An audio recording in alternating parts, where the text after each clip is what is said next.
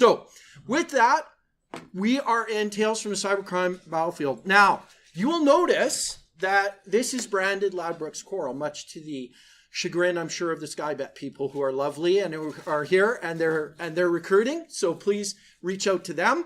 I will be talking a little bit about Ladbrokes Coral in that you probably know about us. We're everywhere. We have these retail stores. That's enough about that. I'm more interesting. So those of you who have seen me present know that I like to come at this from a criminal perspective, i.e. not being one, but actually tracking them down, because I had some experiences in that back in yonder years. And I'm really interested in this whole new emerging area of the cybercrime battlefield and all of these devices that we have in proving innocence or guilt. And about 2 years ago, I wrote this article about how things like Alexia and your fitness trackers are going to become, basically the things that reveal whether or not you actually murdered your spouse. Okay. And what was really interesting about this is just recently there was a case where an Apple app like this iWatch, okay, was used to convict a gentleman of killing somebody and dumping them down an embankment. Okay. And what they did was they took that biometric data and then they had somebody do those exact same actions, and the biometric data perfectly matched that individual doing that at 3 o'clock in the morning. Right. So the number one takeaway for that is to ensure, I have to download a new version of Java. Not. Okay. So the bottom line to that is if you're thinking about committing murder, don't wear your personal fitness tracking device, nor ask Alexia, how do I murder my spouse? Okay. So we'll just move on here. And we can't because we need to do a Java update, apparently. Now we can. Okay. So first part of some research that I was doing, this is pretty cool. There's going to be an article coming out about this. This is an APT group that I called Magdalena Senora, not because they're Mexican or Spanish, but just because that was the domain that was used to attack a bunch of my customers back in Canada. What's interesting about this attack is I thought it might have been a standard ransomware attack.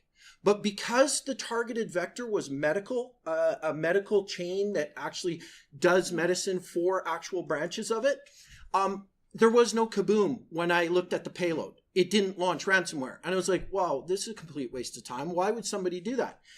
And so what I was doing at the time is working for HSBC on a contract to roll out a bunch of threat intelligence tools. And we took this as an example, as a proof of concept. And we found that this group was really, had created all of these domains for phishing attacks on medical companies and other companies. They would use the domains and then they would throw them away and buy new ones to stay under the radar of all of the kind of Barracudas, Spam House and stuff like that. So this was a really interesting tactic, and I found that they didn't actually use more than that 25 or 30 IP addresses here. They would just rotate the domains. So why was this an important find? It was because we could do two things with this information. One, we could, of course, block all of those IP addresses at the firewall. But more importantly, we could see if there was any traffic coming out of the business to those IP addresses, thus indicating that somebody clicked on the linky, okay? And that we have a compromise. And you can see that there literally were hundreds of attacks in the logs on the bottom part there. I have to stay within this box. Otherwise, as you know, I'd be running around. I've had like 12 cups of coffee.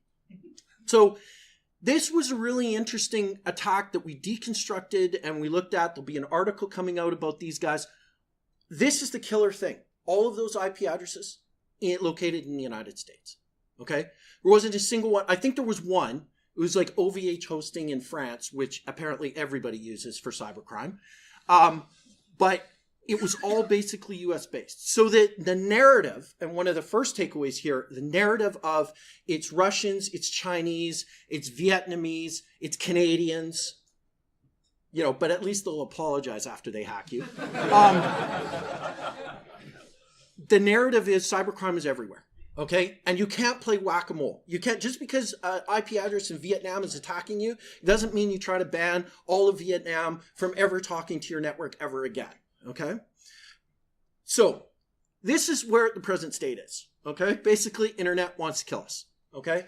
This really cool thing that we gave birth to has now manifested itself into something that is costing companies that aren't prepared, okay, hundreds of millions of dollars, right? Now, I put up a few folks that have publicly disclosed how much money they have lost as a result of the WannaCry, NotPetya, Bad Rabbit type of attacks, okay? As you guys are probably familiar with what those attacks were, okay? Now, what's interesting about Maersk and Equifax is basically they had to burn their networks down to the ground. And Equifax had some other problems that we'll talk about in a bit because they're kind of a dumpster fire. But Merck is probably the most interesting thing because they're a pharmaceutical company that delivers medicines to people. Now, let me give you a scenario that's a little bit chilling. Now, Merck readily admitted that they were unable to deliver the Gardasil HPV vaccination, okay, to a bunch of people because of this cyber attack, all right? But here's the real thing. Right now, there is a major plague, like real honest-to-God plague, like with the rats and stuff, going on in Madagascar. Had this attack impacted the delivery of the medications to something like Madagascar, we are now looking at a scenario where a cyber attack is directly responsible for the loss of human life. This, unfortunately, is our future. And I got another article coming out in Tripwire where I talk about the law of cyber war. That right now we are playing with stuff that's indiscriminate. WannaCry didn't care. If you were vulnerable, you got infected. Same with NotPetya, same with Bad Rabbit. The actors that have created these things and unleashed them, arguably the North Koreans and the Russians, are basically perpetuating a situation and moving the ball forward to the point where we are now going to look potentially at suffering and possibly death. So on that happy note, let's talk about your email inbox. Because if we are faced with this potential battleground of cyber, it's happening in your inbox, okay? When we crunch the numbers, we're seeing 75% of impactful attacks were because of an email attachment, okay? That's important. So if you're starting in security or if you're an old grizzled veteran in security, look at those emails coming in and start filtering them and start pushing for things like SPFs and DMARC for your organizations because this is where the fight is. Okay. Now, every vendor out there, including the antivirus vendors, right, which we tend to choose the one that we hate the least, they don't get this part because they're sitting there dealing with the effects of that vicious, malicious attachment or payload already arriving. So my view is that if you want to make a security investment today, start pushing out your perimeter. And Google and Office 365 and those companies are getting better, but they're not infallible. Okay, they're not infallible. So certainly if I was going to spend money today for an organization and help it with security, I would say, are you looking at something to filter all the crap coming in via email? Because that's the biggest attack vector. Now, let's get into some real criminals because this is the fun part. So as I do this presentation, you're going to see some pretty scary things. They're called indictments. Right? And like Lori Love and Marcus Higgins have them, and hopefully you guys won't at some point.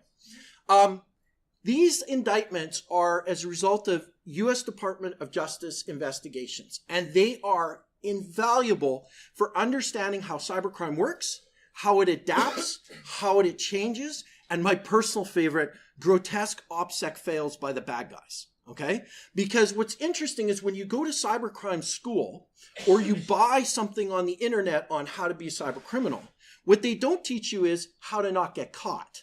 Okay? And so just because you're building ransomware or you're firing out spam and phishing attacks doesn't necessarily mean that you're taking the right operational security measures in order to not get caught. That's a whole different school. Okay, so in this particular case, our first protagonists have been in the business of turning businesses, PBX, private branch exchanges, so the telephones inside a business, into yes, I accept the charges, and then using that to have a whole bunch of people do long distance on the dime of the company. That was a big kind of hacking attack back in the late 90s, early 2000s. Okay? Now, as you can imagine, you now hold in your hands a device that can allow you to pretty much do free long distance anywhere on the planet, right?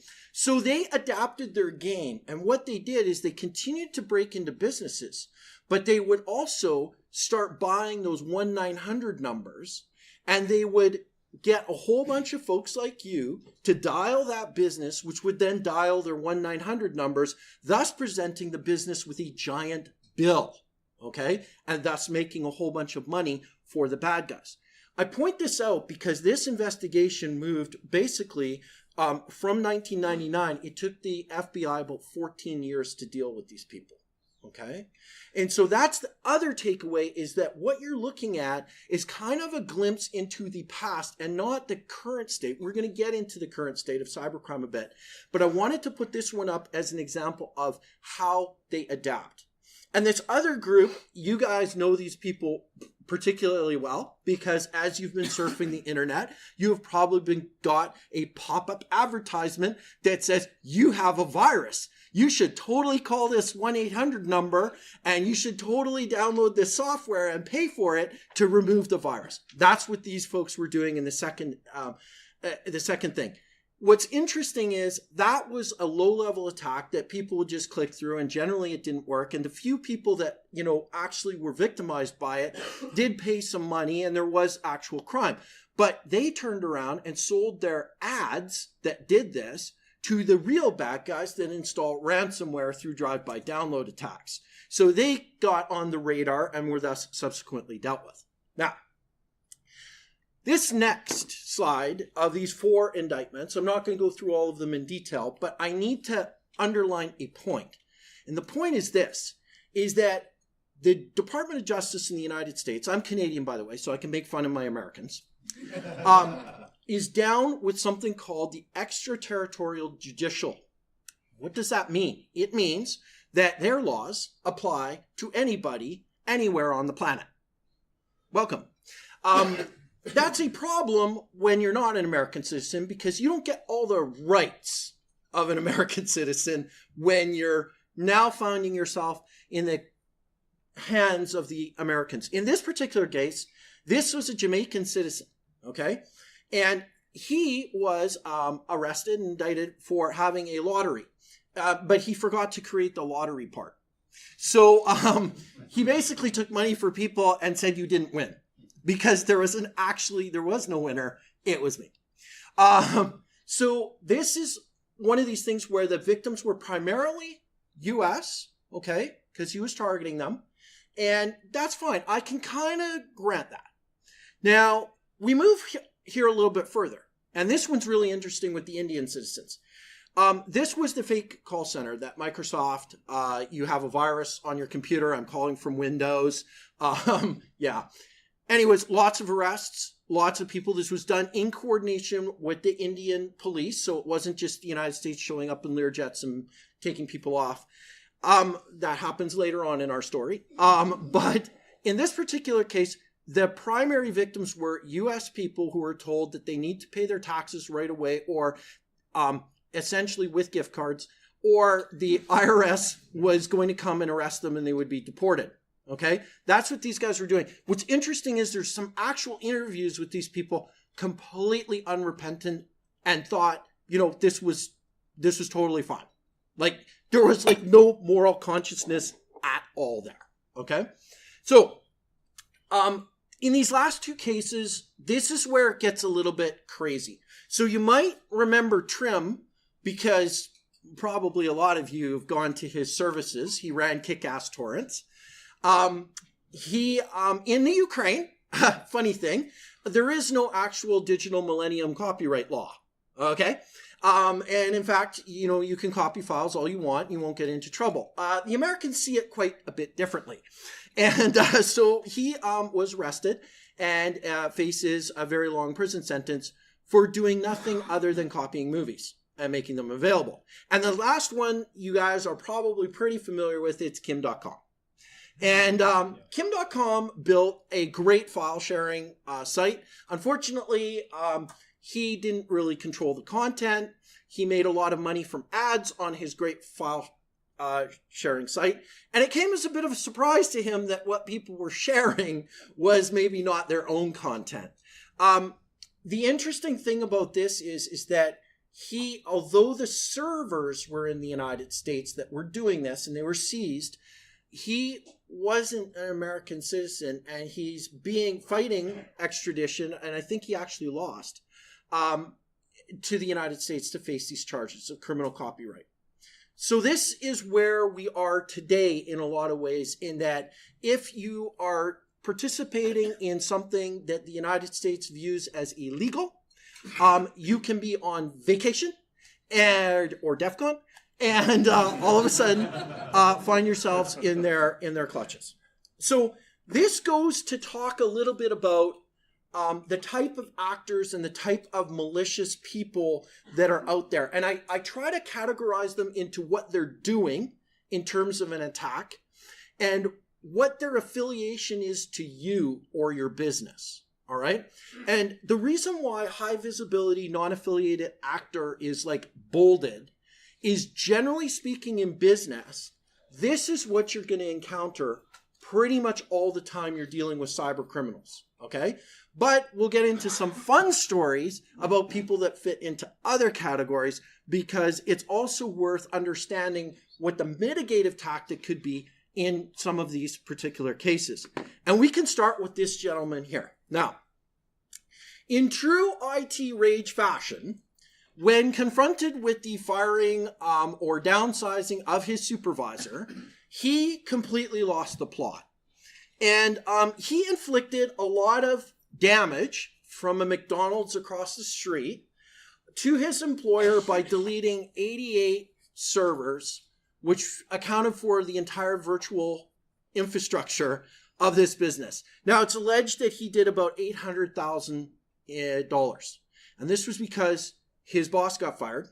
And when his boss got fired, I guess his boss just forgot to maybe disable his account because he ran into some behavioral problems. And HR was unaware of the fact that he had decided to enact this sort of revenge. Now, what's really interesting about these cases, right, where you're dealing with a high visibility affiliated actor, the attack is very high visibility. Trust me when I tell you, your bosses will immediately recognize when the entire virtual infrastructure has been deleted, okay? It's not likely that, it would go unmissed. Affiliated meant he was part of that business. He understood that business, okay?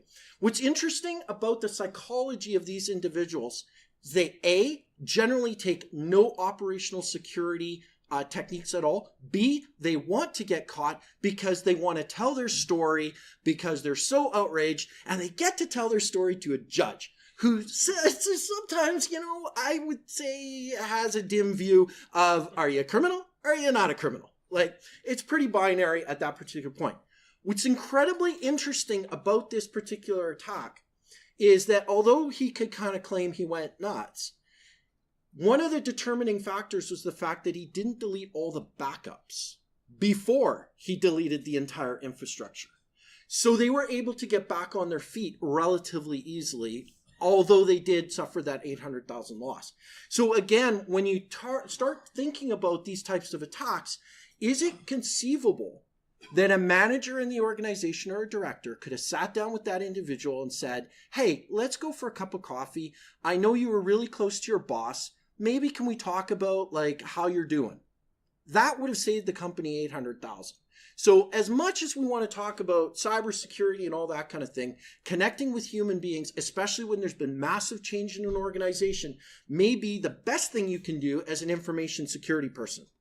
So this one is more recent, and I just absolutely adore this. So this guy hired distributed denial services attacks. Okay, he bought them with his PayPal account.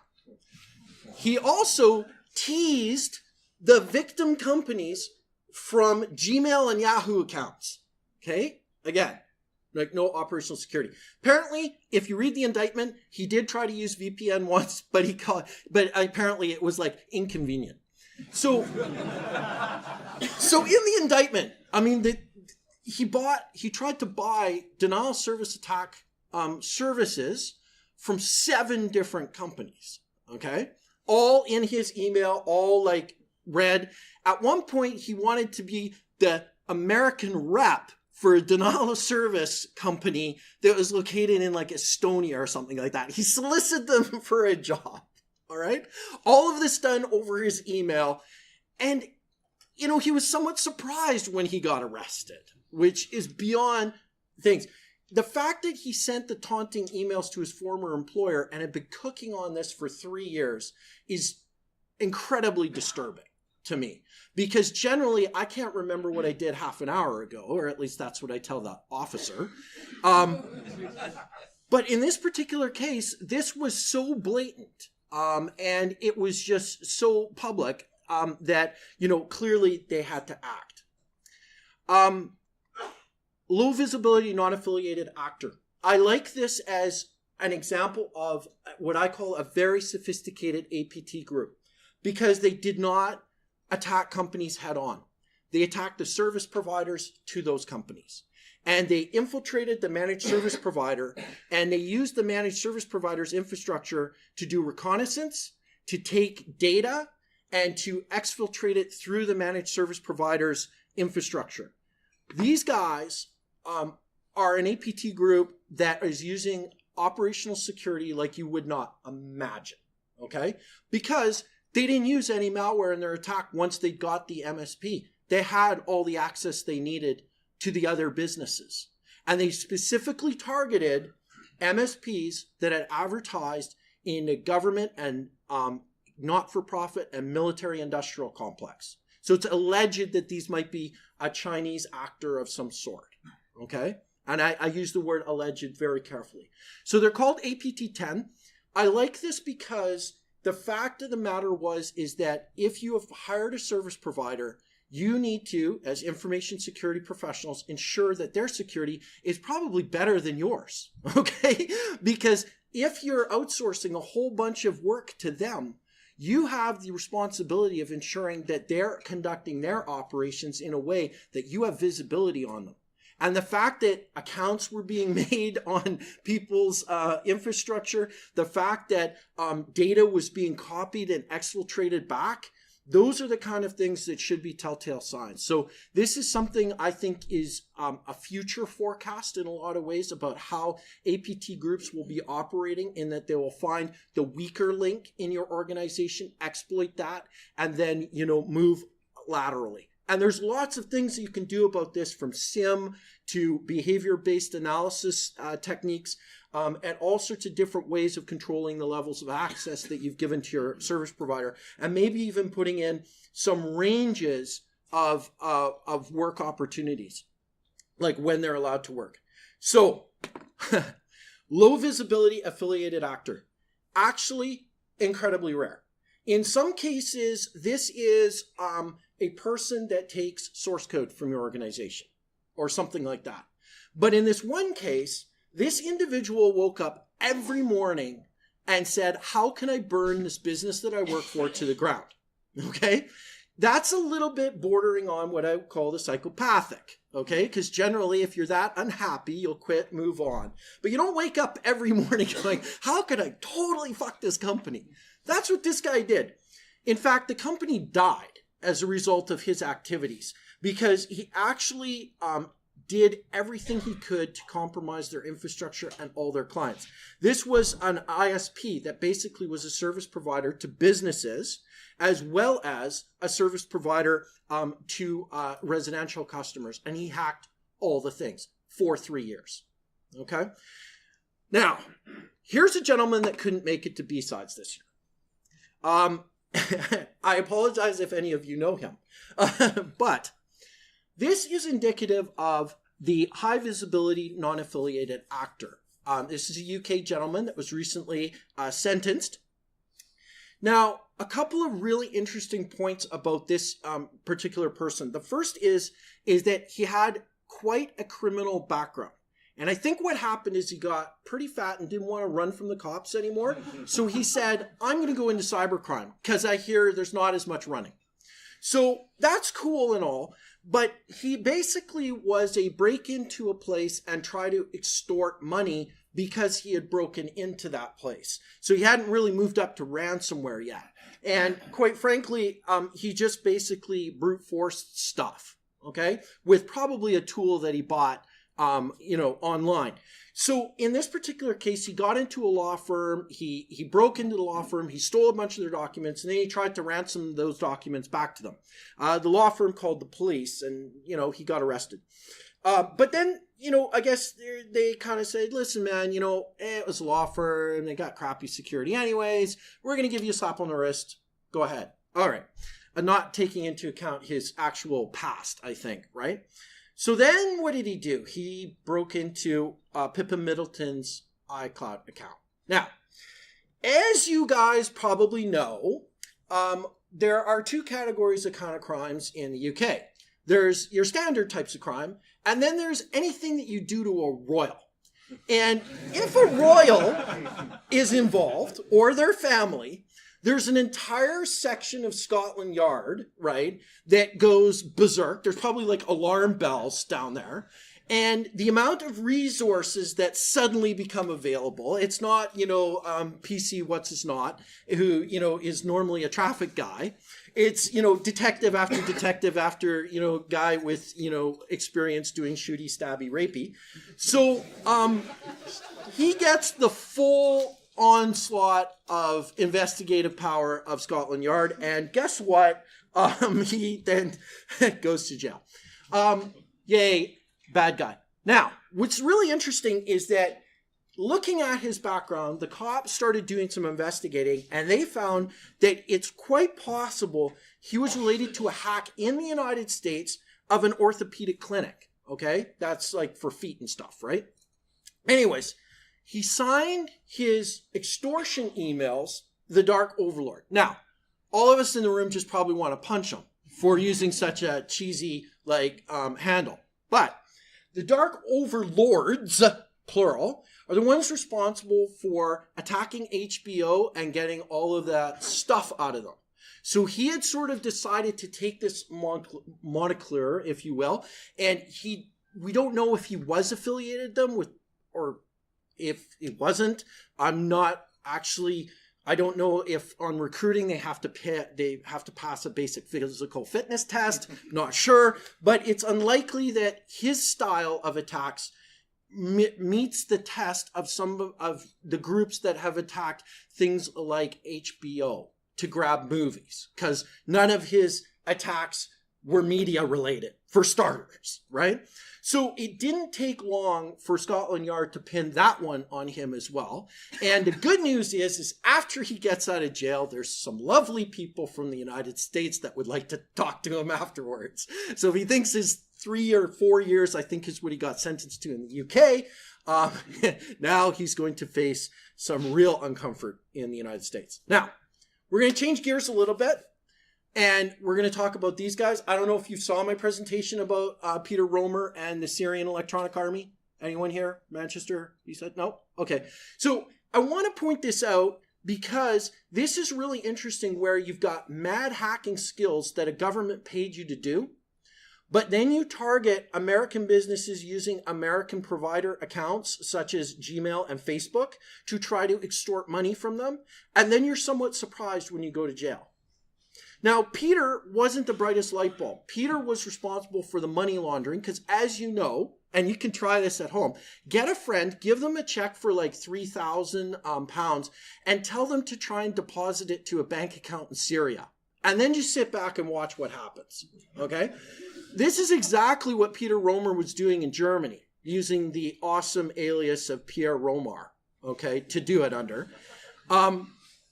He was trying to launder the money that the Dark Shadow, or the Shadow here, again, another guy that you just want to hit in the face, had extorted from American businesses. So to this day, the Shadow remains elusive, probably somewhere in Damascus. And Peter is facing a very long time in jail because in addition to the computer hacking stuff, wrapping yourself in the Syrian electronic army has some potential terrorist connotations as well. So, because this is affiliating yourself with guys that nerve gas their actual citizens, it's not going to go well for this individual at all. Now, this one's super fun because there's two pictures, and we're going to get into those two pictures in a moment. But we want to talk a little bit about the Iranians. Now, as you probably are aware, the Iranians had a pretty serious denial of service attack on a bunch of banks. And then there was this media headline of SCADA system infiltrated by Iranians. And the words were the Bowman Dam. And everybody went, oh my God, it's the giant dam in Ohio.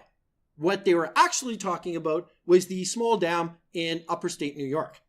So first bit of awesome media FUD here, because clearly somebody Googled Bowman Dam and boom, wow, this is totally serious, because you open that and it looks like you'd flood, at least, a few antelope. You open that and probably you'll get an old lady complaining that the gate has been left open. So, and her backyard is getting a little bit flooded. So this was a situation that was orchestrated, that was widely used to say that the Iranians had really escalated their game, and it was really a serious thing because they could use their mad hacking skills and open this sluice gate and, cause massive damage. It never happened. Okay, it actually didn't happen. What happened is that a computer system that somehow found itself on the internet with a cellular modem was actually connected to by an Iranian IP address, but that gate was not actually attached to the computer. Okay, so this is a great example of how I would say you take a political agenda and you fit a hackins on top of that to paint a picture of real bad guys. Okay? So it's something to take away because, we did talk about fake news a little bit this morning. Now, this one, maybe not so fake. This one's really interesting to me because for 15 years, we've basically been after this guy. Okay? Now, his name is Ugly Gorilla, which sounds way cooler in the Chinese hacking community, I'm sure. Okay? Just like Wang Dong is probably not the nicest name to have here. Anyways, they tracked him down. This APT guy, actor, came out, Mandiant, did their bid report, and created the told cyber threat intel industry, which was really, really cool and exciting. The United States was forced to action, and the Pennsylvania DA dropped this indictment on these guys for hacking allegedly Pennsylvania businesses. But never in the media and never in the Department of Justice did they link the two to the Titan Rain attacks. Titan Rain was 15 years ago and was allegedly the Chinese infiltrating the American.mil space and the American government. Okay? So this is one of the takeaways from these cases that you hear about that suddenly come again for political reasons. Because as you know, there was a little sit-down, little meeting, Obama and then Premier of China, and they talked about maybe we should stop the hacking between our two nations for the benefit of trade. Again, all of a sudden you've got an indictment of Chinese military officers, because that's what Ugly Gorilla was, or still is probably, and although he's somewhat fallen out of favor, because if the one thing the Chinese don't like, it's public recognition that they're not behaving appropriately. But again, we're seeing hackings with political purposes.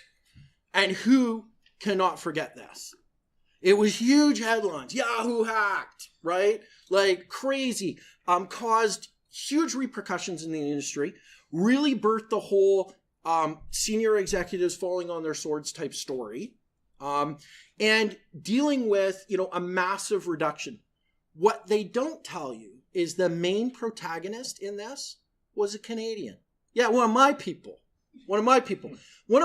got hired by the FSB, okay, which is it's the equivalent of the MI6 people, but for Russia, okay. They hired a Canadian. I guess they felt, that was really cool. And I'm just going to throw this out there. they did their job. Their job was to do the hackings. Okay. So yeah, you can get upset all you want, but this was Russian who hired a Canadian to go and hack. Does it say anywhere in the headlines, in the media, Canadian hacks Yahoo? It didn't say that, right? So again, for political purposes, this had a massive spin put on it, and again was used to undermine the relationship between the United States and Russia by indicting intelligence officers for Russia who were doing their job. Their job is to spy.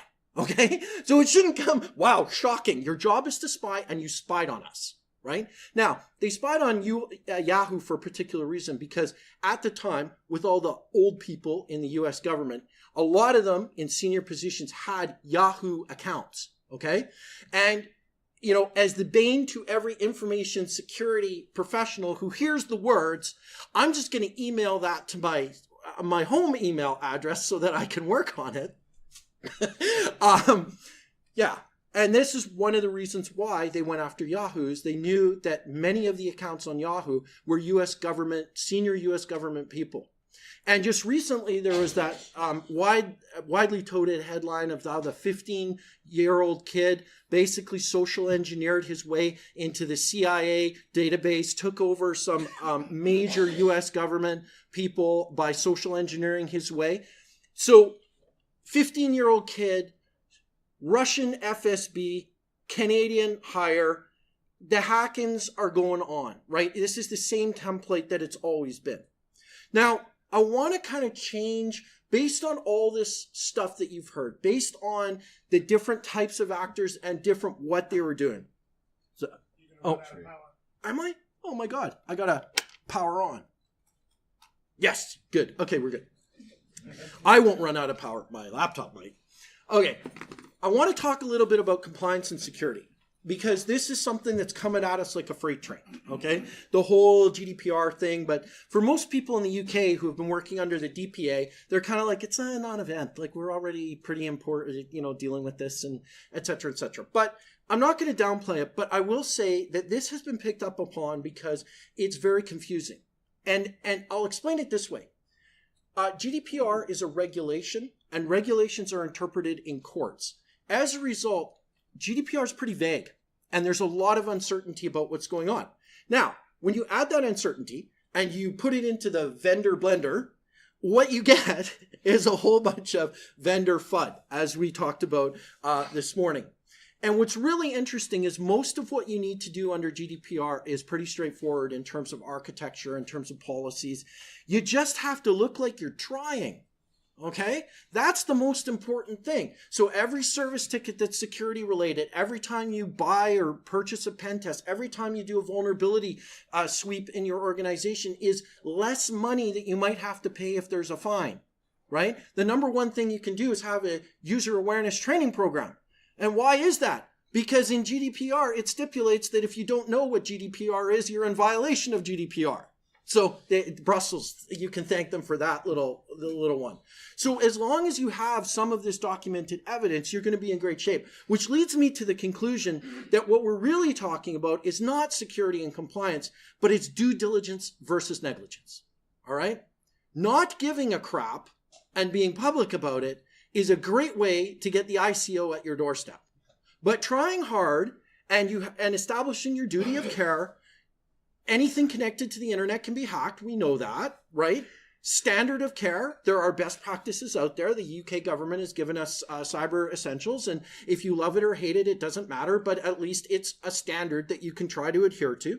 And, you know, what is the harm of getting hacked? So one of the first things, and this is my opinion, but one of the first things you need to have on your org chart about how much you want to set your hair on fire is, if we have been hacked, does it meet the test of a GDPR problem or does it not? So, as I like to say, if the secret plans for the Death Star, okay, are infiltrated by Both and cyber criminals and they steal those, it's not a GDPR problem. All right, so you won't do your 4% of annual revenue and 20 million quid fine, right? But if they also take the customer relationship database during their infiltration of your Death Star plans, then yes, you have a GDPR problem. So there should be in your incident response.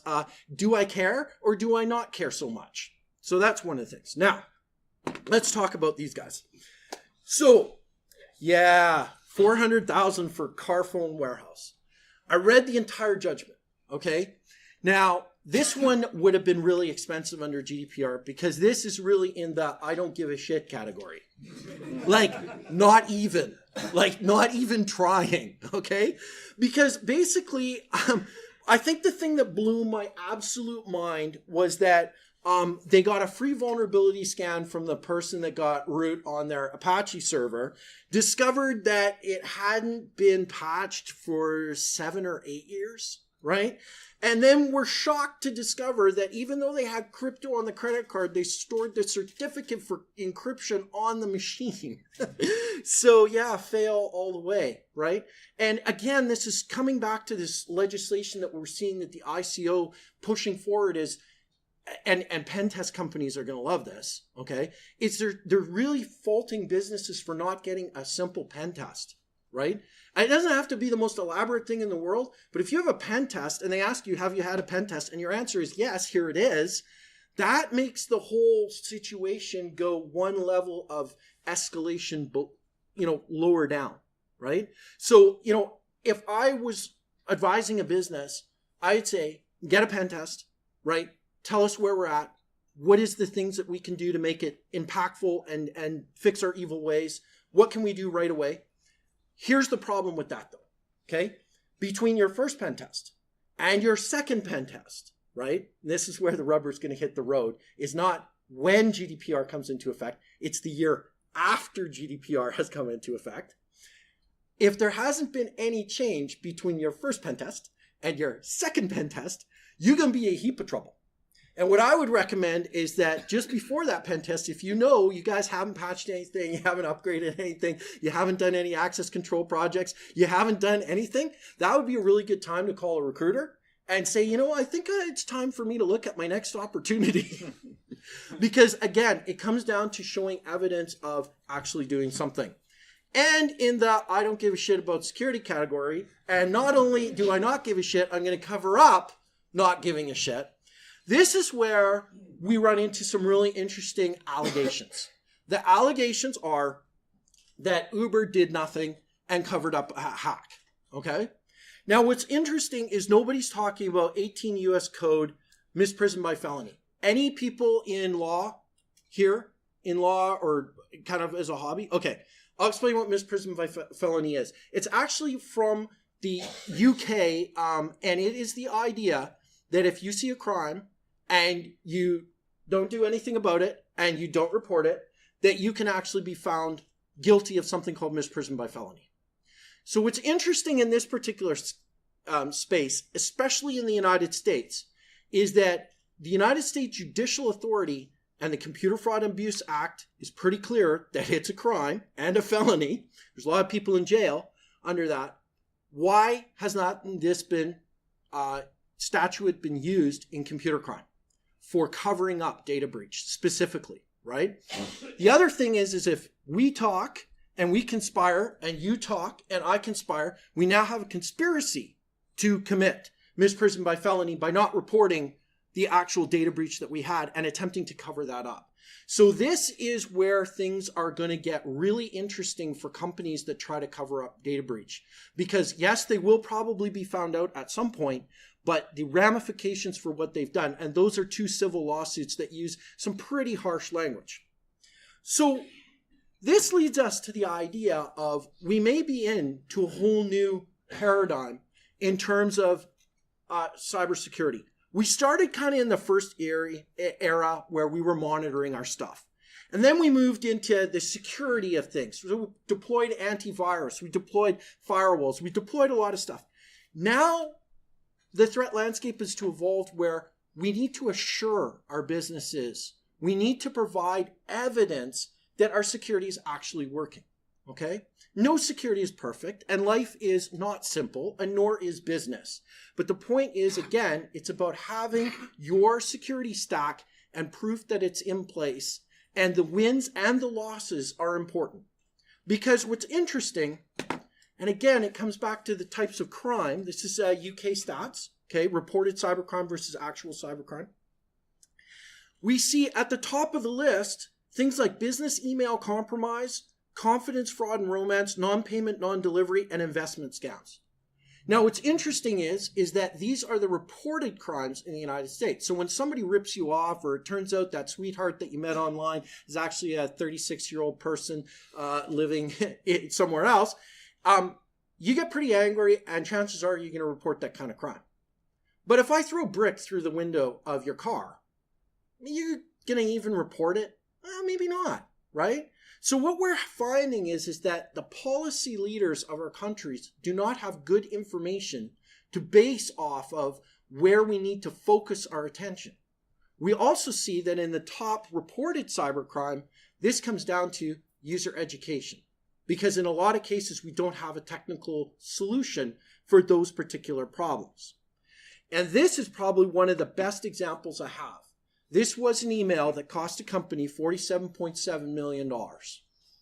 Let that sink in for a few moments, okay? Now, here's how it happened. A person was simply asked in an email that they thought was from the CEO to attach all the W-2 tax forms into an email and sent it back. Now, the California Attorney General went mental about this and basically sued Seagate. They settled out of court for $5.3 million, but in that settlement, Seagate agreed to provide insurance for anyone that might fall victim to credit card fraud.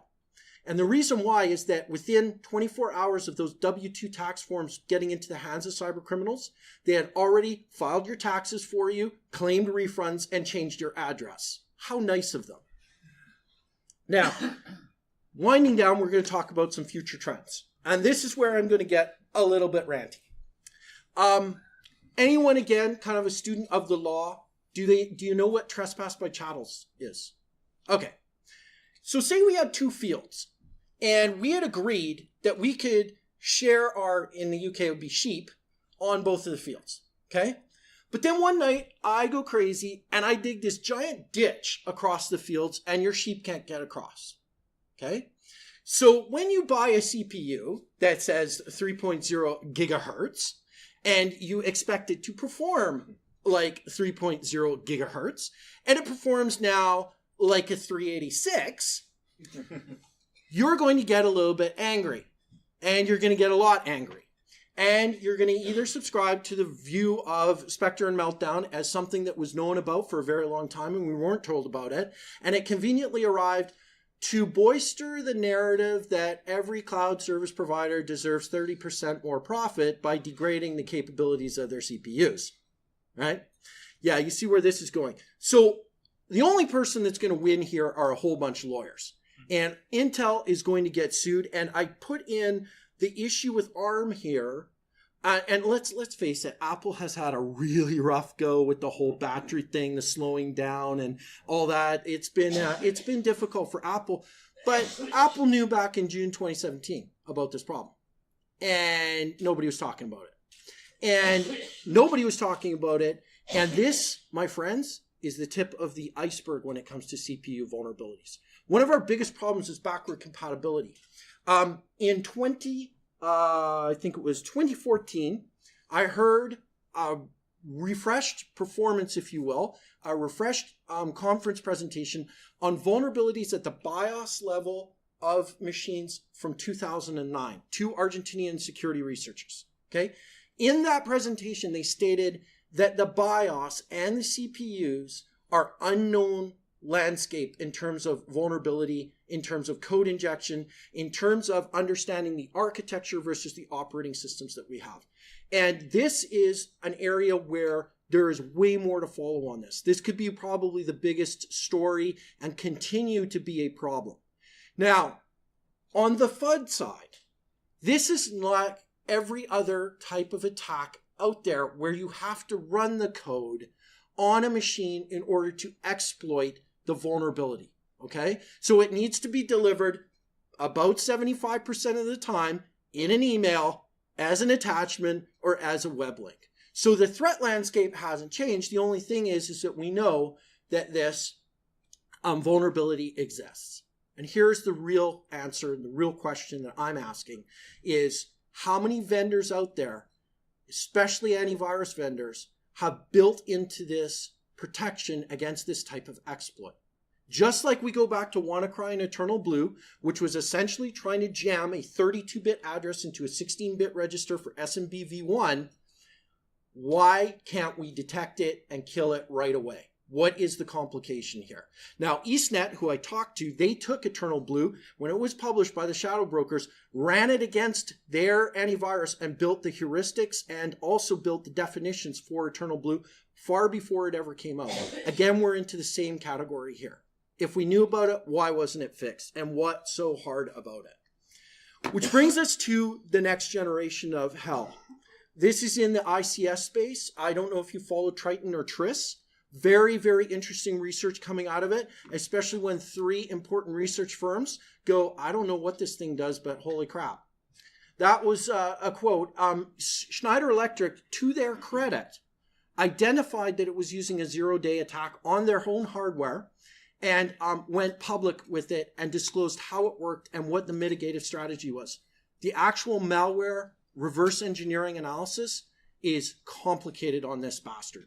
It has got crypto under crypto. It is doing everything it can, and it also detects a VM environment for reverse engineering and blows up. So it's quite interesting. I put Meltdown Inspector there because what I think we'll see is Meltdown Inspector being combined into a exploit payload directly for ICS systems, because some of those systems cannot be upgraded. They can't be turned off. They will exist. So if they crosses your air gap, you could be into real serious trouble. And I also put the awesome Apple no root password vulnerability up there as well. I like this to think that the future where QA should get better. I feel like it's not. I feel like we're really rushing.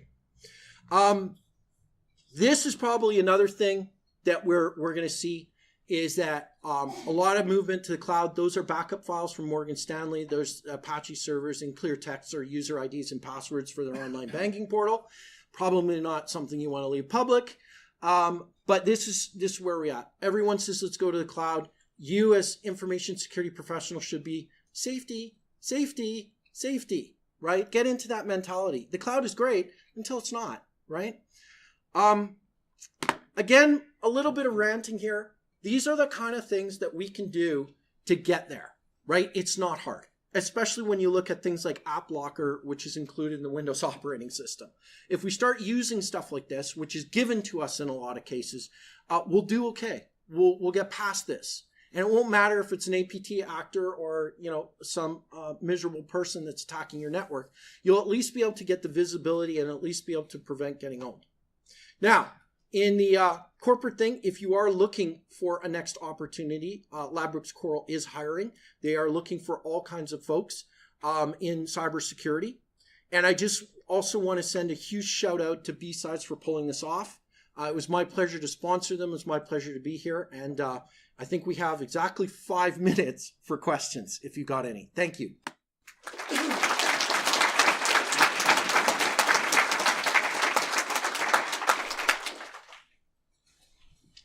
Questions, concerns?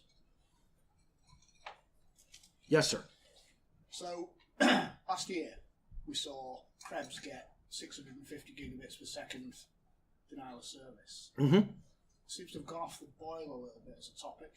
What do you think we're going to see next? So what happened was a lot of botnets got taken down. Botnets are relatively easy because their attacks don't really change. Once you see the botnet, it's pretty easy to start putting in mitigations. I think there's better communication at the carrier level now, and we're scrubbing a lot of that traffic before it even makes it out onto the actual wider internet.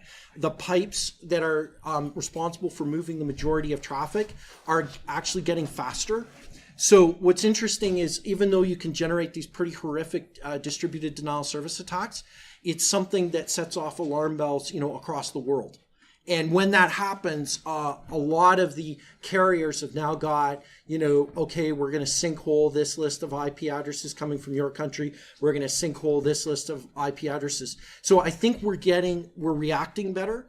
And I think the thing driving that was the Dyn DNS attack, where everybody went, holy shit. And then what we saw was somebody did an economic impasse, an economic impact analysis, and figured that it cost the United States about $30 billion for that outage. And $30 billion is like a whole lot of money. I'm about 29.999 billion short.